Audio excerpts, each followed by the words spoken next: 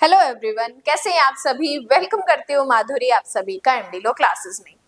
आज इस लेक्चर में मैं आपको सेशन ट्रायल को याद करने का तरीका बताती हूँ कि शॉर्ट में चीजों को हम किस तरीके से याद करें। देखो, सेशन ट्रायल हो गया, वारंट ट्रायल हो गया, समन ट्रायल हो गया, समरी ट्रायल हो गया, सारी ही ट्रायल्स हमारे लिए वेरी इंपॉर्टेंट है। डिटेल में मैं ऑलरेडी आपको पढ़ा चुकी हूँ BNSS की सीरीज में।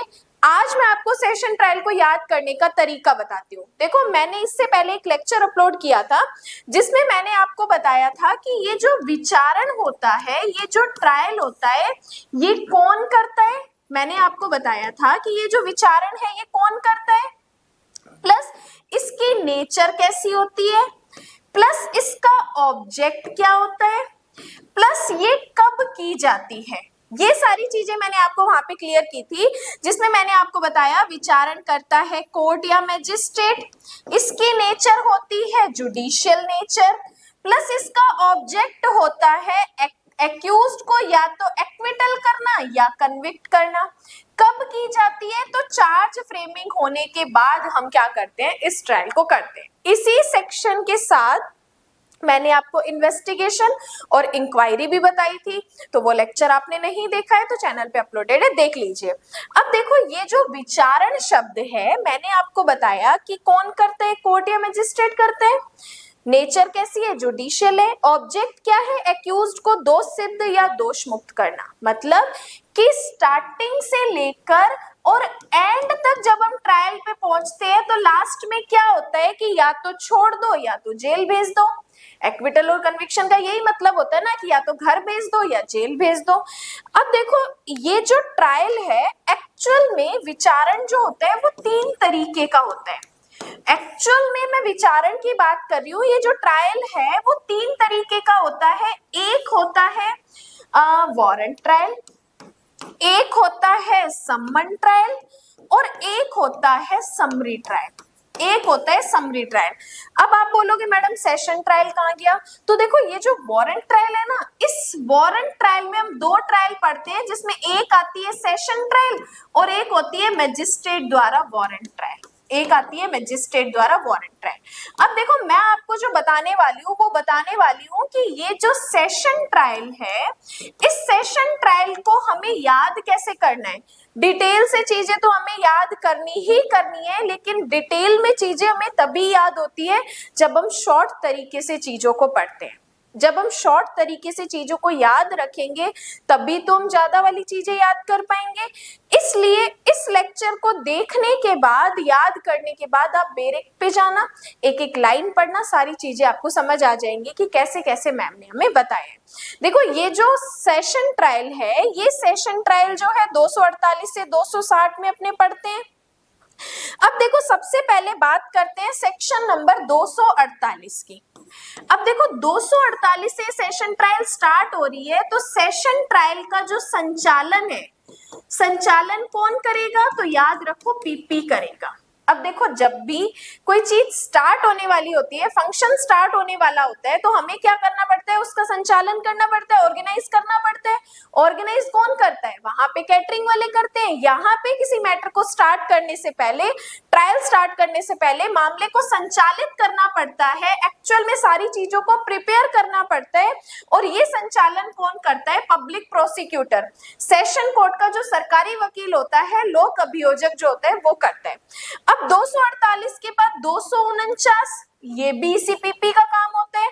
पीपी क्या करता है, मैटर को स्टार्ट करते हैं, कथन को आरंभ करता है, मतलब मैजिस्ट्रेट को सामने बताता है, जज को सामने बताता है कि एक्चुअल में ये मैटर है, ये एक्यूज्ड पर्सन है, इन्होंने केस किया है। कहने का मतलब सारे केस की एक्चुअल में जो जिस्ट है, मैटर को स्टार्ट करने का काम भी कौन करता है, पब्लिक प्रोसिक्यूटर ही करता है। तो अब देखो, मैंने आपको 2 सेक्शन बताए हैं, 248 और 249। तो ट्रायल को स्टार्ट कौन करेगा, पीपी, और कथन को प्रारंभ भी कौन करेगा, पीपी ही करेगा। अब देखो, 249 के बाद बात करते हैं 250।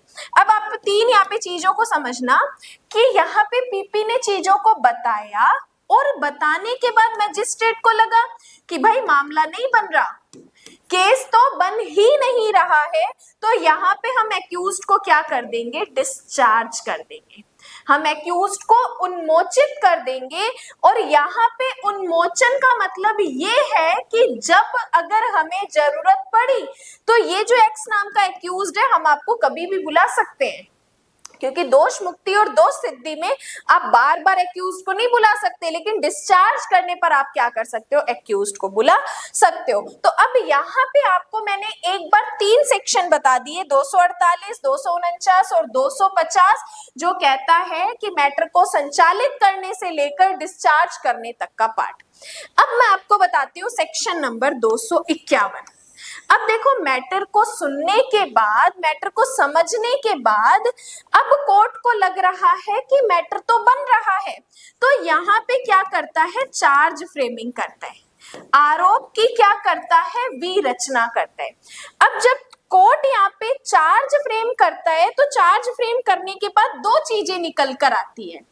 एक्यूज्ड से पूछता है कि क्या तू दोषी होना चाहता है, क्या तू अपना दोष स्वीकार करता है, या फिर तू ट्रायल चाहता है। चार्ज फ्रेमिंग करने के बाद कोर्ट एक्यूज्ड से पूछता है कि भाई बता कि तू यहाँ पे कन्विक्शन दोषी होना स्वीकार करता है या फिर ट्रायल चाहता है। अब वो बोलता है कि सर मैं तो दोषी होना स्वीकार करता हूँ, मैंने अपराध किया है, मैं दोषी होना स्वीकार करता हूं। और यहाँ पे कोर्ट क्या कर देती है, उसको दोष सिद्ध कर देती है। यहाँ पे उसको क्या कर देती है, दोष सिद्ध कर देती है सेक्शन नंबर 252 में। लेकिन अब यहाँ पे वो कहता है कि सर मैं अपराध स्वीकार नहीं करता, मैं तो ट्रायल चाहता हूं। तो यहाँ पे अब कोर्ट क्या करेगी, 253 में एविडेंस के लिए तारीख रखेगी, साक्षियों के लिए तारीख रखेगी। 253 में हम पढ़ते हैं साक्षियों के लिए तारीख नियत करना। अब 253 में जब साक्षियों के लिए तारीख नियत करते हैं तो 254 में उनके हम एविडेंस को सुनते हैं। 254 में क्या करते हैं, उनके हम एविडेंस को सुनते हैं। अब देखो यहाँ पे दूसरा पार्ट हमारे सामने निकल कर आया कि जब पीपी ने मैटर को स्टार्ट किया, स्टार्ट करने के बाद हमें लगा कि भाई मैटर बन रहा है, तो कोर्ट ने क्या कर दी, चार्ज फ्रेमिंग कर दी। चार्ज फ्रेमिंग करने के बाद 2 ऑप्शन निकल के आए कि दोषी होना चाहता है या ट्रायल चाहते हैं। उसने बोला दोषी होना चाहता हूं तो दोष सिद्ध कर दिया। वो कहता है कि ट्रायल चाहता हूं, तो 253 में हमने क्या कर दी, ट्रायल स्टार्ट कर दी। और 254 में हमने क्या कर दिए, एविडेंस के लिए 254 में हमने क्या कर दिए, एविडेंस लेने स्टार्ट कर दिए।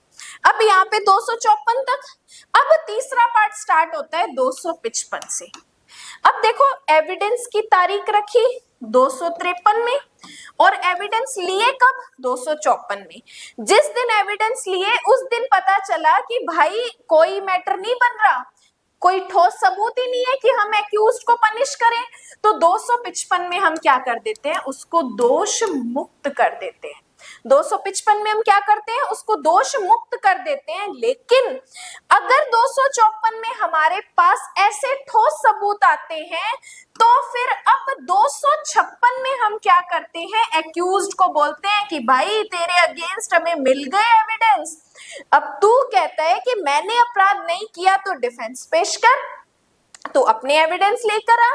तो कोर्ट यहाँ पे 256 में क्या करता है, डिफेंस पेश करने के लिए कहता है। अब कोर्ट एक्यूज्ड यहाँ पे अपना डिफेंस करता है, डिफेंस में अपने एविडेंस लेकर आता है। इनके एविडेंस आ गए, एक्यूज्ड के एविडेंस आ गए, तो अब इन दोनों की आपस में भिड़ंत होगी। भिड़ंत होगी तो क्या होगी, बहस होगी। तो 257 में क्या होती है, यहाँ पर बहस होती है। 257 में इन दोनों के बीच क्या होती है, आर्ग्यूमेंट होती है। और आर्ग्यूमेंट होने के बाद हमारे पास जो कंक्लूजन निकलेगा उसमें हम क्या करेंगे, या तो दोष सिद्ध करेंगे या फिर दोष मुक्त करेंगे। एविडेंस आने के बाद अब हम क्या करेंगे, या तो एक्यूज को दोष सिद्ध करेंगे या फिर दोष मुक्त करेंगे। तो 2 चीजें यहां पर भी हमारे पास आई, या तो दोष मुक्त या फिर दोष सिद्धि, या फिर दोष सिद्धि। अब देखो एक के बाद चीजों को कनेक्ट करके याद करेंगे तो चीजें क्लियर होंगी। फिर से एक बार डिस्कस करते हैं 248 से लेके 258 तक। 258 में हमने दोष मुक्ति की। अब सुनिएगा, देखो मैटर को संचालित किसने किया, पीपी ने किया। मैटर को स्टार्ट किसने किया, पीपी ने किया। किसके सामने किया? मैजिस्ट्रेट के सामने किया। मैजिस्ट्रेट ने सुना, देखा कि मैटर तो नहीं बन रहा, टाइम वेस्ट करने वाली सी बात है, डिस्चार्ज कर दिया। लेकिन अगर मैटर बन रहा है तो 249 से हम कहां पर आए? 251 में आए, चार्ज फ्रेमिंग की। चार्ज फ्रेमिंग करने के बाद एक्यूज्ड के पास दो ऑप्शन थे, अपराध स्वीकार करता है या ट्रायल चाहता है। उसने बोला मैं दोषी होना स्वीकार करता हूं, मैंने अपराध किया है, तो 252 में उसको दोष सिद्ध करके जेल में भेज दिया। वो कहते हैं कि ना सर मैंने अपराध नहीं किया, मैं तो ट्रायल चाहता हूं, तो 253 में हमने एविडेंस की डेट रखी, 254 में हमने एविडेंस लिए। 254 में एविडेंस लेने के बाद पता चला कि भाई कोई अपराध नहीं बन रहा, मैजिस्ट्रेट को लगा कोई ठोस एविडेंस ही नहीं है, तो दोष मुक्त कर दिया। लेकिन 254 में एविडेंस लेने के बाद पता चला कि यस अपराध तो है, तो फिर 256 में हमने एक्यूज्ड को का डिफेंस पेश कर, अपने एविडेंस लेकर आ। एविडेंस लेकर आया तो पता चला, एविडेंस लेकर आया तो पता चला कि भाई कोई मैटर नहीं बन रहा है, डिफेंस पेश किया, तो 257 में इन दोनों की आपस में बहस हुई। तो बहस होने के बाद लास्ट में जो कंक्लूजन आया उसके बेसिस पे हमने क्या कर दिया, या तो दोष मुक्त कर दिया या फिर दोष सिद्ध कर दिया। इस तरीके से आप क्या कर सकते हो, पूरी सेशन ट्रायल को एक के बाद एक याद कर सकते हो, ताकि चीजें यहाँ पर एक भी पॉइंट आपसे नहीं छूटेगा। बेरेट का रट्टा मारने बैठोगे तो चीजें स्किप हो जाएंगी, लेकिन जब एक के बाद चीजों को कनेक्ट करके याद करोगे तो कोई भी सेक्शन स्किप नहीं होगा। तो यहाँ पे ये सेशन ट्रायल है। अगर ये लेक्चर आपको अच्छा लगता है तो आप मुझे कमेंट करके बताएं। ऐसे ही मैं आपको वारंट ट्रायल भी याद करवा दूंगी, ऐसे ही मैं आपको समन ट्रायल भी याद करवा दूंगी, और चलो बोनस में समरी ट्रायल भी याद करवा दूंगी। लेकिन उसके लिए आपको इस लेक्चर को अपने फ्रेंड्स के साथ शेयर करो। जितने ज्यादा लाइक एंड कमेंट आएंगे उतने ही जल्दी मैं बाकी के ट्रायल्स का लेक्चर भी आपके सामने लेकर आऊंगी। इसी के साथ अपना भारतीय साक्ष्य अधिनियम की लाइव क्लास स्टार्ट हो रही है। अगर आप मंडे से इसकी क्लास ज्वाइन करना चाहते हैं तो अगर आप मेंबर हैं तो बहुत अच्छा डिस्काउंट आपको मिल जाएगा। प्लस अगर आप मेंबर नहीं हैं तो भी इस लेक्चर को आप अटेंड कर सकते हो, जिसमें लाइव क्लासेस, नोट्स और प्लस साथ ही साथ एमसीक्यूज, प्लस साथ ही साथ मेंस आंसर राइटिंग का तरीका भी हम इस क्लास में आपको सिखाएंगे। डिस्क्रिप्शन में एक नंबर होगा, उससे आप मुझे कॉन्टेक्ट कर सकते हैं, और अदर पेड बैचेस ज्वाइन करना है तो उसके लिए भी आप मुझे कॉन्टेक्ट कर सकते हैं। बाकी आज के लिए धन्यवाद एंड जय हिंद।